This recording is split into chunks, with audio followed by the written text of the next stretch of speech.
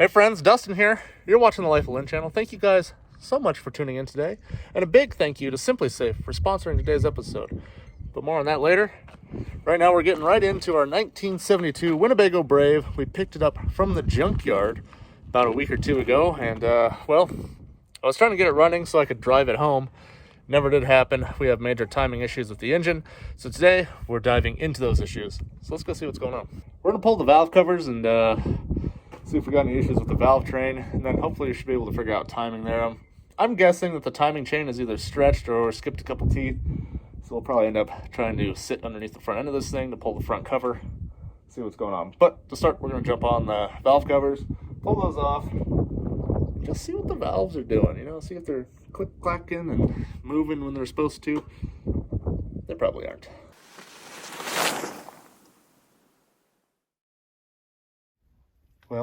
Well, just like last time, it's a disaster in here, and the ceiling's caving in. But the avocado appliances are nice. Here's our 350 Chevy. Yeah, it doesn't look the best, I'll be honest. This is what it sounds like when you try to start it.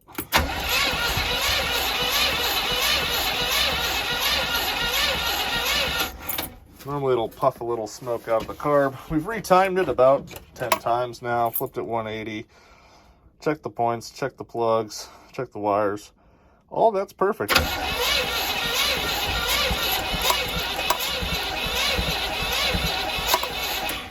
See, now it's not even puffing anything out, which makes me think the timing chain might be stretched. I don't know, we're about to find out. Let's dig into it. So it turns out it was really easy to take the bolts out of the valve covers because a couple bolts were missing and the rest of them are only finger tight. So, hey, that's neat. Let's take these off for the first time and see what we got. Oh, I see a missing push rod already. Right there. Whoop. You guys see that? That's... the thing should be there and then there isn't. Oh. Yikes. Oh, that one's a little better. Some of these have pressure on them. Some of them are just incredibly loose. Well, that helps explain that side. Let's try side number 2. All right. Oh, look. That's... yep. Slightly better over here. Oh, that one's, man, that's like... there should be just a little bit of a play in this when these things are in their resting position, when the push rod's not pushing up on this side. That's too much play. That one's probably about right. That's probably about right. So valve lash is definitely out on a few of these, or all of our push rods are bent, which means we got bigger problems. Let's crank the engine and see what moves. Can you guys see all that? Okay, I can't. I'm going to try to start it.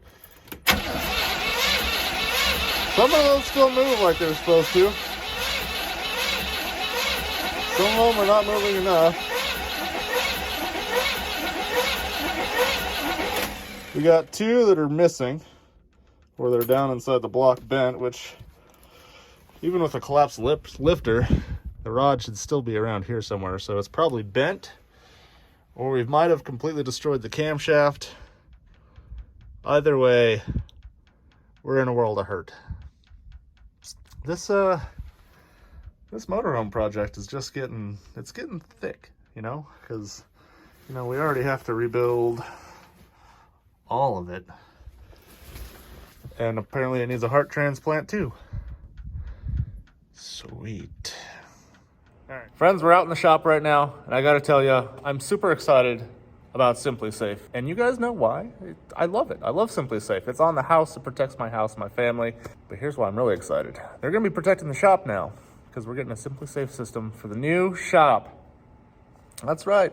All my fancy stuff, like my tractor and my fireplace, and the 3 or 4 tools that are here so far will soon be protected by SimpliSafe, and I have to thank them because they are an amazing company with an amazing product. Not only do the experts agree that they are the best security system out there, but I think they're the best security system out there, and I'm just me. Guys, the system's so easy to get. You jump online, you pick out the sensors you need, not the sensors you don't. You order it shows up right away, and the installation is super fast. I installed my entire system in less than 30 minutes. Everything's well labeled, the instructions work well, and it has the 24/7 monitoring service after you get it all up and running. Some of my favorite sensors are the extra things that you don't think about, like smoke detectors that are hooked to your system, carbon monoxide detectors. So if something happens with your furnace or something, it will alert you, and if you're not home, it can even call the police department, tell them what's going on. This also is true with their wireless outdoor camera, which is my favorite thing, and I have a couple of them now, it's wireless. It's got a nice little lithium battery in it that can last up to 6 months per charge.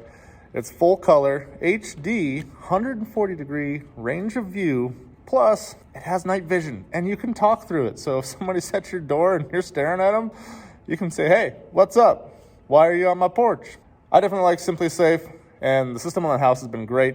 We actually had an incident last week where somebody pulled into our driveway and just stopped and parked and turned off their lights. It was just getting to be about dinner time. Pretty weird. It was very nice to have that extra security, the SimpliSafe system there, and the cameras watching all the time, knowing that if we weren't home and that it wasn't just an incident where somebody's car broke down, which is what happened. We were able to monitor with all the cameras and everything on the inside and outside. And now that we're adding the new system to the shop, I'm going to be able to monitor the shop when I'm gone or even just at the house sleeping at night. Because just because I live out in the middle of nowhere, guys, doesn't mean that crime doesn't happen. We actually have had a string of people stealing farm trucks off of farms and ranches out here. And, part of that's because old farmers just leave the keys in the ignition. Don't do that. But at least with a bunch of security system stuff up and knowing that my stuff's locked up, I'd feel much better. Friends, you got to go out and get yourself one of these SimpliSafe security systems. I trust them. I know that you guys would trust them too. So all those reasons are the reasons I'm telling you guys, you got to go over to SimpliSafe.com/lifeoflind. You can get 20% off your SimpliSafe security system. Plus, when you sign up for their interactive monitoring service, you get 1 month free, which is a heck of a deal. All you got to do is go to SimpliSafe.com/lifeoflind to learn more. Now back to this Winnebago. Grab the old battery-powered shop vac. Got one of my scrubby brushes here and a flathead screwdriver. Just going to chisel the chunks off, vacuum them up, and limit the amount of debris that falls into the engine, because I think this thing's going to need some work anyway, so we're probably going to end up tearing the whole thing out and apart.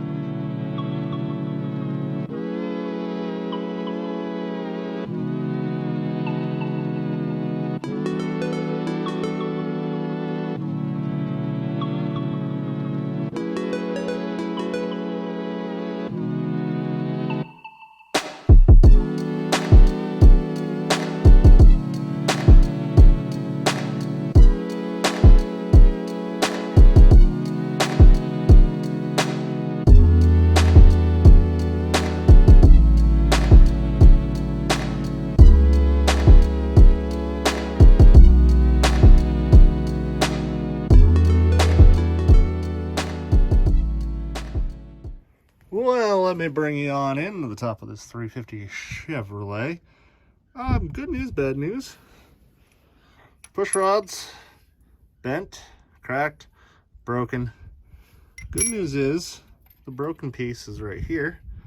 So it didn't fall down into the crankshaft or on top of the cam. So maybe the cam's okay. Same thing with this one. Bent, broken, but the broken piece is right here. So the rest of these, that's too sloppy. You don't want that. That one, too sloppy. I can move around a little bit, but you don't want to have them come out so far where they're actually able to come out. See, that one's borderline. That's about bad. Bumped the engine a couple times.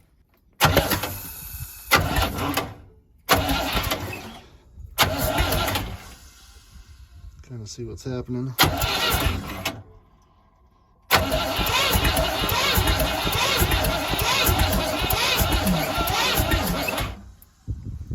I do hear some compression, so that's good. But we got weird things going on in here. This is all fuel because that valve hasn't opened up. That's what that is. That's great. A couple of these intake runners have rust in them, which tells me the carb might have been open for a while, exposed to the elements. So we might have some damage to our cylinder walls. That's not ideal. I think if we pulled the lifters and all the push rods and replaced them all, it'd probably be okay. I think we could probably get it to run, but I think there's probably some more damage that I'm not seeing. So what do we do next? Do we try to fix this so I can at least pull it forward and drive it into the shop? Or do I stop here and pull this engine? So we got a couple of stuck valves. Looks like the top of this thing was open. Like I was saying, a little bit of moisture might have got down the carb. Stuck like 3 or 4 of the valves on the intake side, and broke 2 push rods, and a couple of valves might be stuck down. What's the spring look like?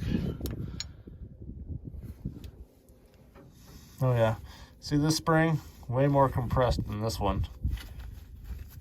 And this one even has a little bit of pressure on it. This spring has no pressure on it. So we got stuck valves. They're probably rusted to the top of the head. I'm gonna squirt a little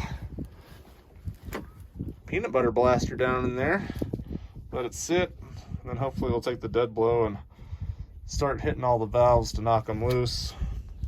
Then I think I'm gonna try to just do push rods and see if we can get this thing just running enough to get it to move, and that'll verify the rest of the engine and also our transmission. Well, had to run into town. Went to the old O'Reilly's. They didn't have a full set of push rods. They had 6, which isn't enough for anything. Ideally, you should replace all of them if you're going to replace them. That way they're all the exact equal length. So I bought 4 because those are the 4 that were most damaged. We have the 2 that are broken and 2 that are bent. Hopefully the rest of them are okay. We're gonna go ahead and put these 4 in there. Gonna lash the valves and put it all back together and see if it works. Also, since town's like quite a ways away, I'm now running out of daylight. It's getting dark. It'll be getting dark in about 30 minutes or so. So we don't have a lot of time to do this. Let's see what we can do.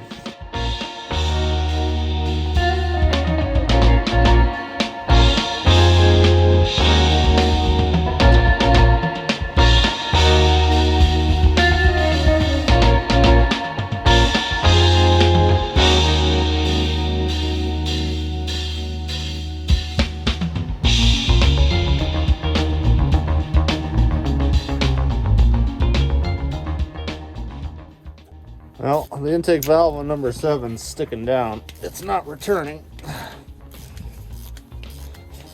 We're gonna give it a little pop with the hammer a couple times. See if we can't recondition it.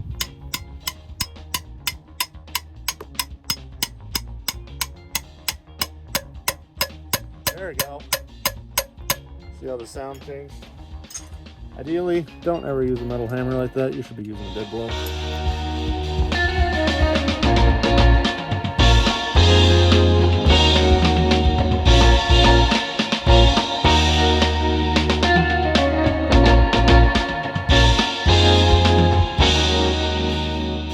Well, the flashlights are out and it's getting cold, so we're about done here for the day. But here's where I'm at. I've set the crank to top dead center compression, which means both the intake and exhaust valve on the number 1 cylinder should be closed. So these should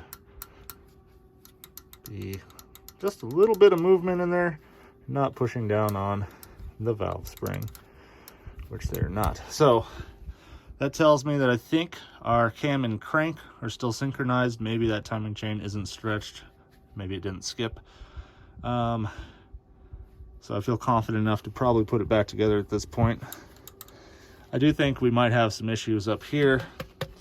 If it isn't a timing issue, I think we might have some bent valves or something, because like I said, number 1 and number 8 intake we are getting compression coming back out of. I'll show you.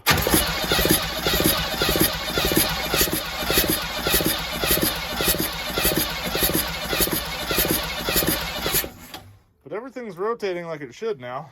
So I'm thinking we put all this back together, put the carb on, set up our mini fuel tank, and see if we can get this thing to run now that, you know, it has 4 more cylinders. I think that was the issue. Not completely 100% sure that cam isn't slightly out of sync, but from what I'm seeing right now, I think it's okay.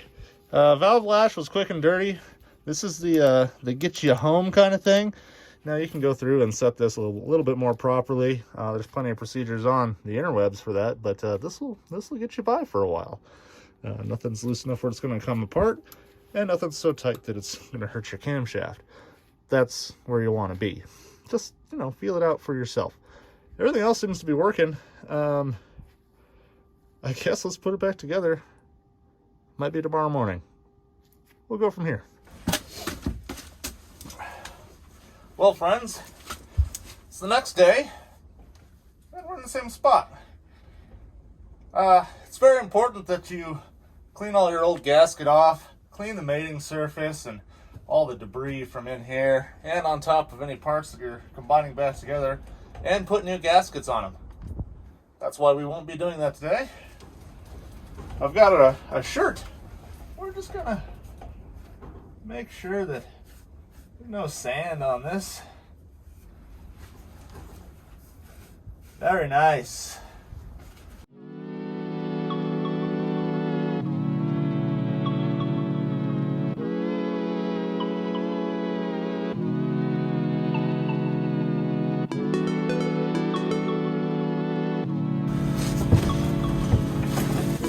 Wait, start the engine. Is the one still loose? No, I'm putting them back together.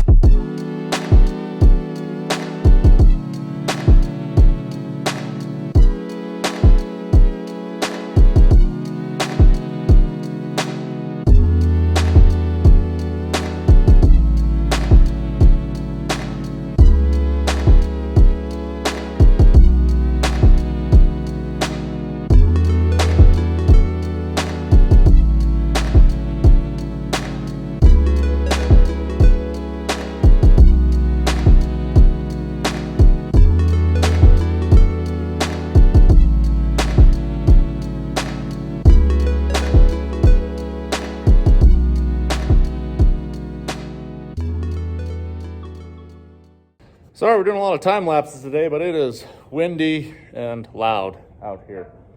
Only place that's kind of quiet is here in the shop. Things are looking good in here, by the way. Got that motor back together for the most part. Yeah, there's some stuff not connected, but it's not stuff we absolutely need, you know? Got it retimed again.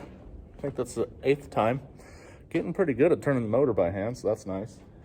Now I'm searching the shop for some fuel because our little tiny fuel tank is empty. It might have spilled in an EPA approved container on the ground. VP Racing fuels. This is a 2-stroke premix. No ethanol. That's the kind of stuff you want. It's really pretty good to get a motor running on this kind of stuff. High octane. It's got a little bit of oil in it. Cylinder number 1 and cylinder number 8 are shooting compression back to the intake valve, so you're likely to still get backfires, but maybe we can get those valves cleaned up by running a bunch of stuff through it. Let's see what we can do. I think everything's hooked up that we need. Got the basics, carburetor's on there, everything's bolted on. Not going to put any coolant in it yet. I'm going to see if we can get it to run first. So wish me luck.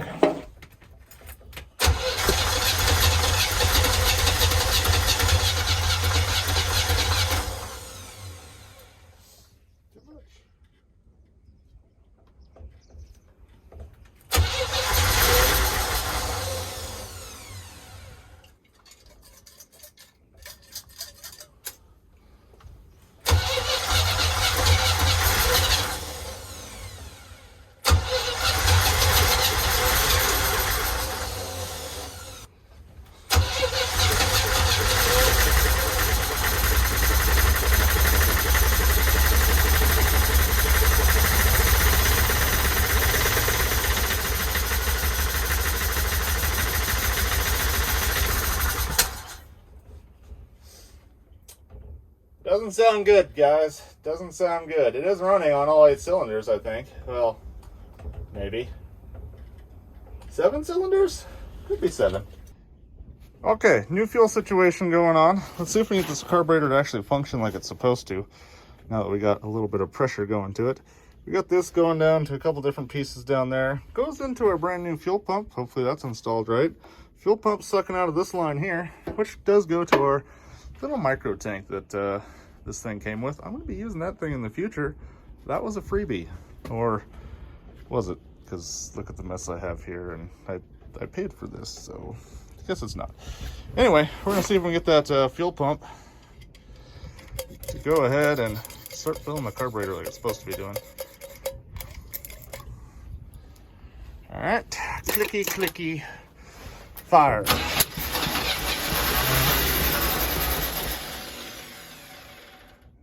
It's starting to sound a little bit better. Maybe we're building some oil pressure. Oh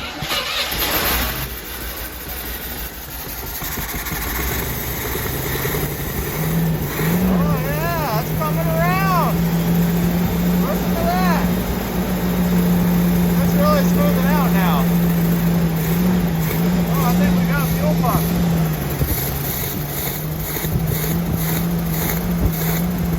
Look at that. All right. Brakes are spongy, but I think they're there. We're gonna go for a gear. Reverse. Haha. We've got reverse. Might have to 2-foot pedal it. Oh, she died again.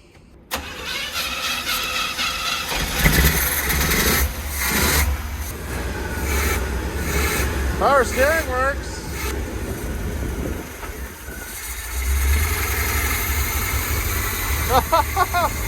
It runs and drives. It runs and oh, does it stop? Brakes. Oh, it stops.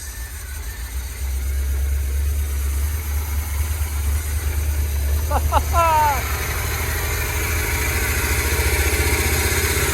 really loud right here.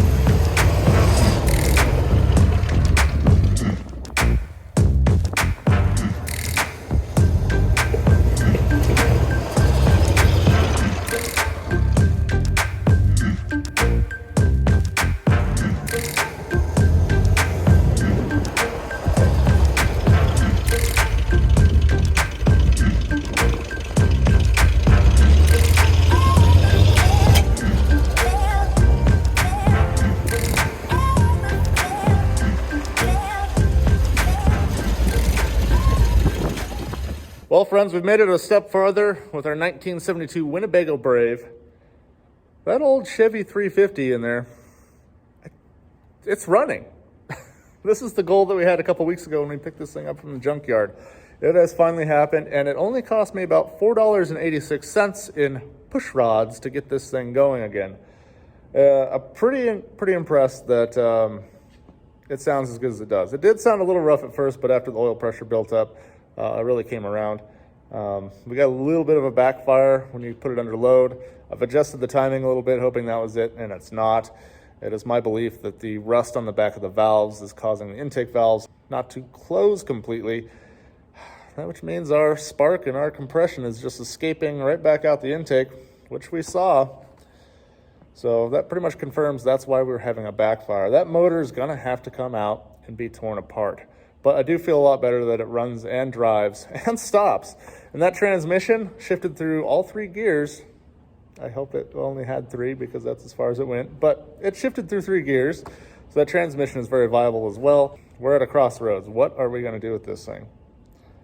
I don't think I want to turn it back into an RV. It's just going to be too expensive. Plus, I have my Cummins bus that I'm going to be remodeling into my own family motorhome, and that's going to be perfect for us. This Winnebago Brave is too small, and I honestly picked it up because I just love the classic styling of the front end. The fact that I had a 350 in it was kind of They usually have big block Dodges in it, so I'm not sure what I'm going to do with this thing. Maybe we should pull that 350 out, rebuild it, and add it over to Pickle Rick over here.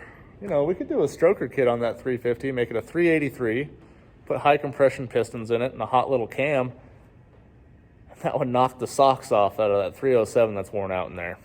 Would be kind of fun. So that might be something we do. But then what do we do with the Winnebago? Do we build the world's fastest Winnebago and just put a crazy engine in it? Maybe I have twin turbos sitting on a shelf back there. Maybe not. I don't know. You guys are going to have to subscribe and catch all the following episodes that we're going to be doing this spring. Not only are we doing this project, but I got like 4 more projects we'll be doing at the same time. So I'm going to keep a lot of interesting content coming, not just one thing, but lots of stuff for everybody out there.